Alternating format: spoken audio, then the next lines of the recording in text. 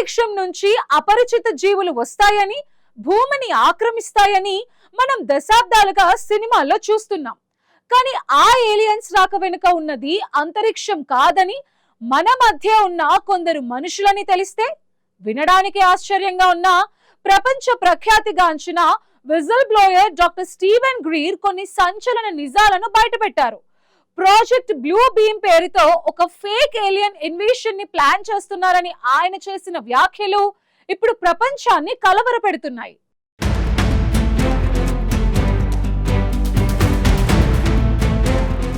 చీకటి పడితే సహజంగానే ఆకాశం వైపు చూస్తాం. ఆ నీలి వెలుతురులో మెరిసే నక్షత్రాల వెనుక ఏముంది, అక్కడ కూడా మనలాంటి మనుషులు ఉంటారా అనే ప్రశ్నలు ఎదురవుతూనే ఉంటాయి. దీన్ని ఆసరాగా చేసుకునే ఎన్నో కథలు, సినిమాలు కూడా పుట్టుకొచ్చాయి. ఈ విశ్వంలో మనం కాకుండా ఇతర జీవులు కూడా ఉన్నారని, వాళ్ళని ఏలియన్స్ అంటారనే థియరీ కూడా ప్రాచుర్యంలో ఉంది. అయితే దీన్ని ఆసరాగా తీసుకుని మానవ చరిత్రలోనే కనివిని ఎరుగని ఒక మహామోసానికి తెరలేవబోతోందా? ఇన్నాళ్ళు ఏలియన్స్ అని పిలుస్తున్న జీవులు అంతరిక్షం నుంచి కాకుండా అమెరికాలోని అత్యంత రహస్య ల్యాబ్ల నుంచి రాబోతున్నాయా అంటే అవునని అంటున్నారు డాక్టర్ స్టీవెన్ గ్రీర్. ప్రపంచాన్ని తన గుప్పెట్లోకి తెచ్చుకోవడానికి డీప్ స్టేట్ శక్తులు ఒక భయంకరమైన నకిలీ గ్రహాంతరవాసుల దాడి ప్లాన్ చేస్తున్నాయని ఆయన సంచలన వ్యాఖ్యలు చేశారు. గ్రహాంతరవాసుల ముప్పు ఉందని ప్రపంచాన్ని భయపెట్టి దేశాల సరిహద్దులను చెరిపేసి ఒకే ప్రపంచ ప్రభుత్వాన్ని ఏర్పాటు చేయడమే ఈ కుట్ర వెనుక ఉన్న అసలు ఉద్దేశమన్నారు.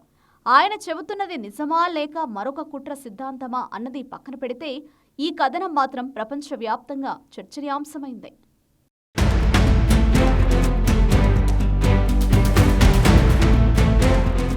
అమెరికాకు చెందిన స్టీవెన్ గ్రీర్ ఒక వైద్యుడు మాత్రమే కాదు, యూఎఫ్ఓలపై గోప్య సైనిక ప్రాజెక్టులపై పరిశోధనలు చేస్తున్నారు. అమెరికాలోని రహస్య బ్లాక్ బడ్జెట్ ప్రాజెక్టుల గురించి అనేక విషయాలను బయటపెట్టారని ఆయన పేర్కొన్నారు. ప్రభుత్వాలు ప్రజల నుంచి దాచిపెడుతున్న సాంకేతికతలు, రహస్య ఆపరేషన్లు ఉన్నాయని, ముఖ్యంగా ఏలియన్స్ పేరుతో ఒక భారీ మోసం జరగబోతుంది అంటూ ఆయన ఆరోపించారు. ఇందులో భాగంగానే ఆయన ప్రాజెక్ట్ బ్లూ బీమ్ అనే సిద్ధాంతాన్ని తెరపైకి తీసుకొచ్చారు. ప్రపంచాన్ని ఒకే నియంత్రణలోకి తీసుకురావడానికి కొందరు శక్తులు ఒక నకిలీ ఏలియన్ దాడిని సృష్టించబోతున్నాయని ఆయన తెలిపారు. నిజమైన గ్రహాంతర వాసులు కాకుండా అత్యాధునిక టెక్నాలజీతో మనుషులే ఆ దాడిని నాటకంలాగా ప్రదర్శిస్తారని ఆయన అంటున్నారు. ఇది వినడానికి సైన్స్ ఫిక్షన్లా అనిపించినా గ్రీర్ వంటి వారు దీన్ని నిజంగా జరిగే అవకాశం ఉన్న ప్రణాళికగా చూపిస్తున్నారు. హోలోగ్రాఫిక్ ప్రొజెక్షన్స్ ద్వారా ఆకాశంలో భారీ నౌకలు కనిపించేలా చేయగలరని అంటున్నారు. సినిమాల్లో చూసే విజువల్స్ కంటే కూడా వాస్తవానికి దగ్గరగా ఉండేలా ఇవి రూపొందించబడతాయని చెప్తున్నారు. ఒక నగరంపై భారీ యూఎఫ్ఓ కనిపిస్తే అది నిజమో కాదో గుర్తించడం సాధారణ ప్రజలకు అసాధ్యం. అదే సమయంలో శబ్ద తరంగాలు, ఎలక్ట్రోమాగ్నెటిక్ టెక్నాలజీ ద్వారా మనిషి మెదడుపై ప్రభావం చూపించి భయాన్ని పెంచే ప్రయత్నాలు కూడా జరుగుతాయని ఆయన వాదిస్తున్నారు.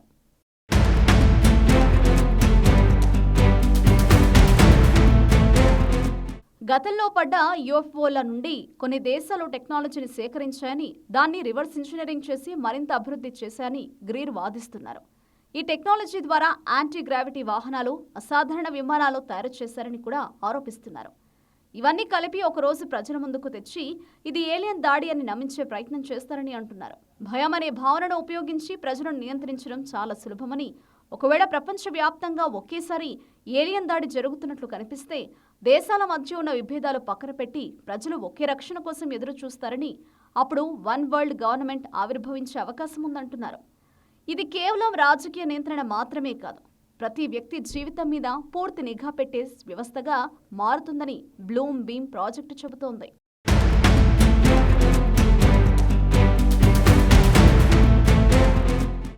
ఇక గత కొన్ని దశాబ్దాలుగా సినిమాలు, వెబ్ సిరీస్లు, డాక్యుమెంటరీలు అన్నింటిలోనూ యూఎఫ్ఓలు, ఏలియన్స్ ప్రధానంగా కనిపిస్తున్నాయి. ఇది కేవలం వినోదం కోసం మాత్రమే కాదని, ప్రజలను మానసికంగా సిద్ధం చేయడానికేనని గ్రీర్ అంటున్నారు. ఒకవేళ నిజంగానే ఆకాశంలో వింత కాంతులు కనిపిస్తే ఏలియన్స్ వచ్చారు అని నమ్మేలా మనసు ముందుగానే ప్రోగ్రామ్ చేశారంటున్నారు. అయితే ఈ వాదనలకు ఎలాంటి శాస్త్రీయ నిర్ధారణ లేదు. ఇలాంటివన్నీ కుట్ర సిద్ధాంతాల పరిధిలోకే వస్తాయి. స్టీవెన్ గ్రీర్ వంటి వ్యక్తులు చెప్పే విషయాలు ఆసక్తికరంగా ఉన్నప్పటికీ వాటికి ఎలాంటి స్పష్టమైన ఆధారాలు లేవని విమర్శకులు కొట్టిపారేస్తున్నారు.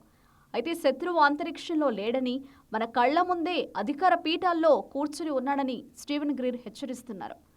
భయాన్ని పెట్టుబడిగా మార్చుకుని మనల్ని బానిసలుగా మార్చి కుట్రను గుర్తించాల్సిన సమయం ఆసనమైంది.